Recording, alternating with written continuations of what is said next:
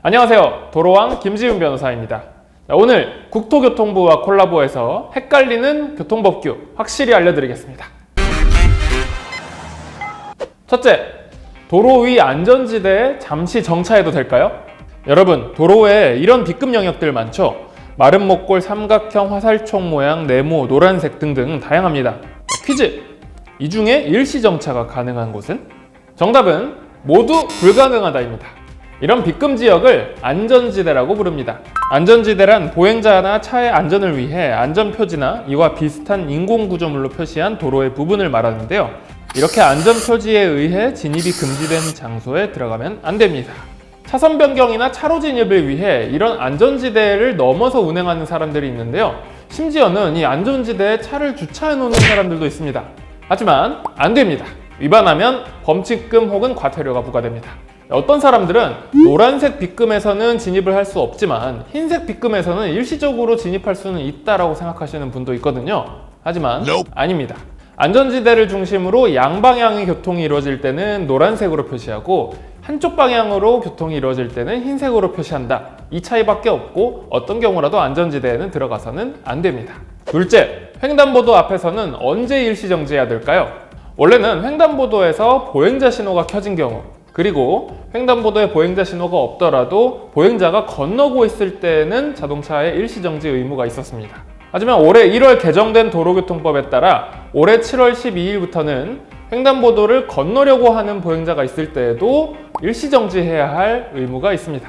따라서 7월부터는 신호가 없는 횡단보도에 보행자가 없더라도 횡단보도를 건너려고 뛰어오고 있는 사람이 있다. 이러면 일단 일시정지를 한 다음에 보행자에게 양보해야 되는 것입니다. 그런데요, 어린이 보호구역에서는 또 다릅니다. 스쿨존에 있는 보행자 신호가 없는 횡단보도에서는 보행자가 있든 없든 이제 무조건 일시정지를 해야 합니다.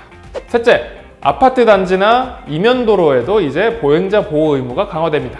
여러분, 아파트 단지나 대학교 캠퍼스 구내 도로는 도로교통법상 도로에는 해당되지 않는다는 사실 알고 계셨나요? 그래서 이런 곳에는 보행자가 많음에도 불구하고 보행자 사고가 제대로 보호받지 못한다라는 단점이 있었는데요. 보행자 보호 관련 규정이 개정됐습니다. 개정된 도로교통법에 따르면 4월부터는 보도와 차도가 구분되지 않은 중앙선 없는 도로, 즉 골목길 같은 곳에서 보행자와 안전거리를 두고 서행해야 하고 방해가 될 때는 일시정지까지 해서 보행자에게 양보해야 할 의무가 생깁니다.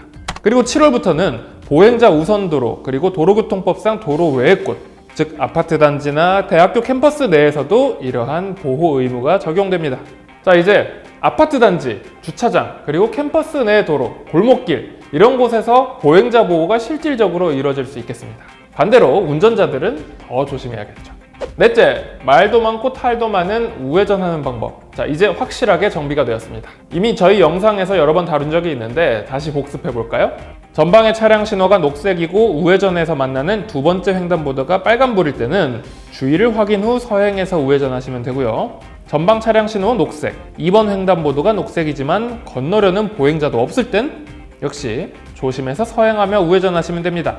자, 앞에 같은 상황에서 2번 횡단보도를 건너고 있는 혹은 건너려는 보행자가 있다면 2번 횡단보도 앞에서 일시정지한 뒤에 보행자 횡단이 끝나면 우회전합니다.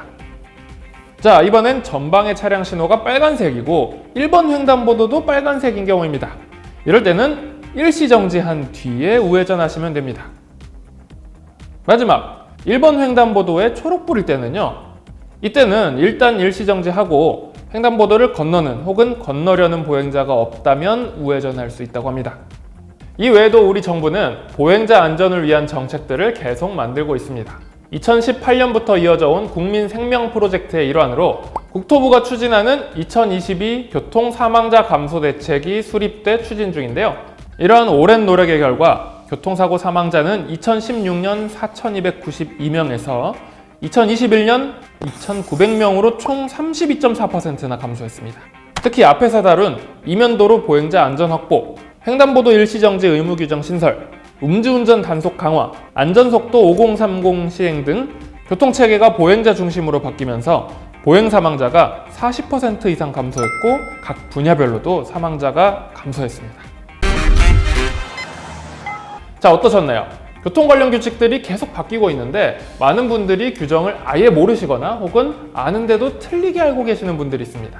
자, 이번 기회로 규정들 확실히 알고 안전운전 하시길 바라겠고요. 보행자들이 더욱 안심하고 돌아다닐 수 있는 환경이 빨리 조성됐으면 좋겠습니다. 지금까지 도로왕 김지훈 변호사였습니다.